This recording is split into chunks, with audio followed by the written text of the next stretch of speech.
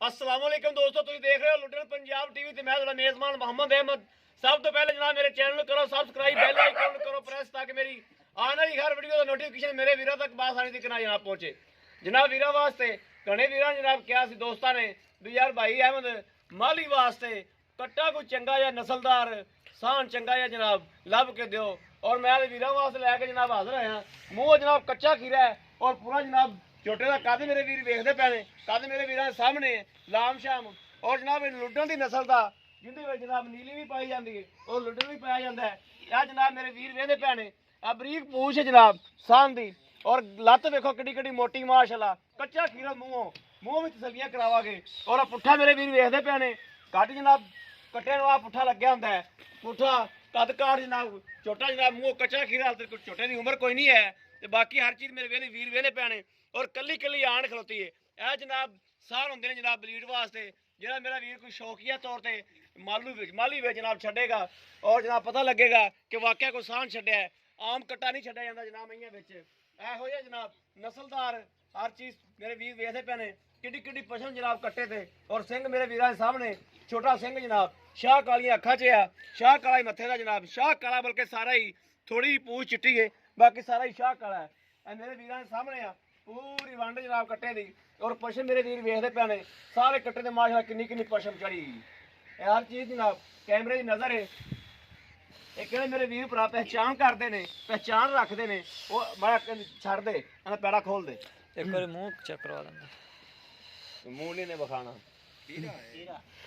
कच्चा खीरा जनाब मूँह। मेरे वीर वेखते पहले बड़े दोस्तों ने कहा यार कट्टा भाई अहमद कट्टा लाभ के दो। और जनाब एक तोहफा जनाब मेरे वीर वास्ते भी मूँह भी कच्चा खीरा है।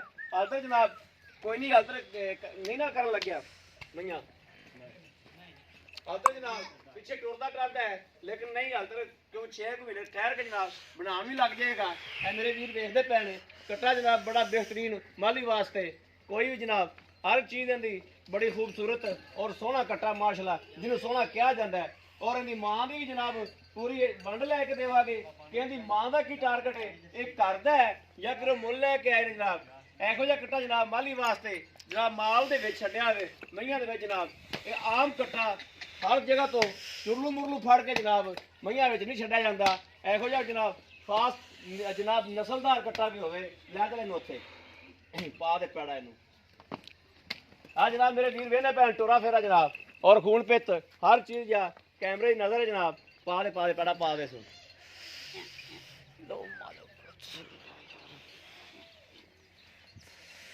आई आई बाबू आई आ। अस्सलाम वालेकुम जी की नाम भाई अपना?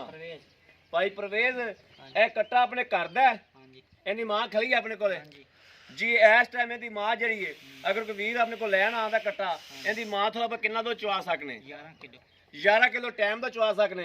ये पक्की गल है?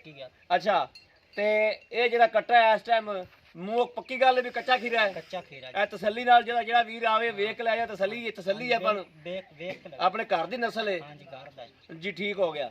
अच्छा इंदा जेड़ा मुल जेड़ा जेड़ा जायज़ मुनासिब जेड़ा आप मुल लै लेना जेड़ा जायज़ जायज़ मुल वो भी कर दे भी आ जायज़ जायज़ मुल जनाब अगर किसी ने चंगा लगे तो कट्टा लै जावे। ठीक है जी जायज़ जायज़ मुल कर 140 जी 1,40,000 ठीक हो गया जी।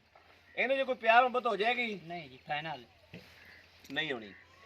अगर मेरे किसी वीर भरा ने पसंद आया तो वीर को कोई प्यार मोहब्बत करा के इंशाल्लाह लैके देवांगे।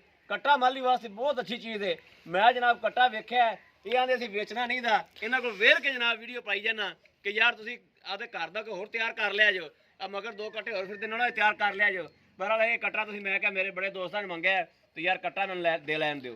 बाकी अगर मेरे किसी वीर ने लेना हो जनाब 0307 00 15881 एहो जनाब व्हाट्सअप नंबर है तो एहो जनाब राबता नंबर है। बाकी उम्मीद करा जनाब सारी वीडियो वीरां नूं जरूर पसंद आएगी। अगर पसंद आए कमेंट्स लाइक शेयर जरूर करो ताकि तुहाडा वीर तुहाडे वास्ते जनाब अच्छे तो अच्छा जानवर लैके हाज़र होंदा रहे। बाकी इस वीडियो तुहाडे वीर हुंदे इजाजत। अल्लाह निगहबान। पाकिस्तान जिंदाबाद।